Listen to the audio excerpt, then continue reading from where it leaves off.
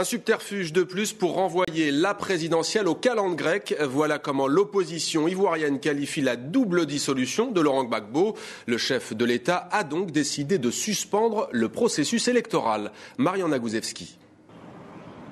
Dire que c'est une surprise serait mentir. La présidentielle en Côte d'Ivoire est encore reportée pour la 6e fois.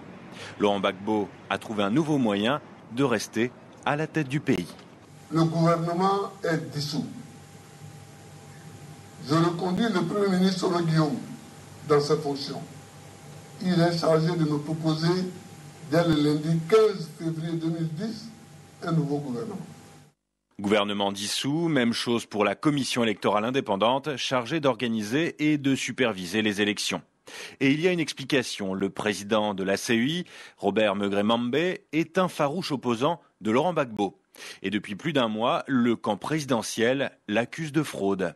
Aucune preuve, déni de l'accusé et finalement cette dissolution de la CEI illégale puisque le président Gbagbo n'a pas ce pouvoir. C'est là l'expression de la dictature dans sa forme la plus achevée. C'est une décision inadmissible, inacceptable. Un gouvernement de sortie de crise, voilà ce que propose Laurent Gbagbo. Mission confiée à Guillaume Soro, son Premier ministre. Les deux hommes, anciens rivaux, trouvent sans doute dans cette situation une manière de conforter leur pouvoir et de repousser jusqu'au dernier moment l'épreuve des urnes, trop incertaine. Mais voilà 5 ans que cela dure et pour de nombreux Ivoiriens, la patience a des limites. Cette situation actuellement est vraiment inquiétante parce qu'on ne sait vraiment pas où on va. C'est pas de la politique, c'est du jeu. Avec cette décision, Laurent Gbagbo n'est pas à l'abri d'une nouvelle crise et de violence dans son pays, mais aussi de sanctions. Le Conseil de sécurité des Nations Unies lui a donné jusqu'à fin juin pour organiser la présidentielle.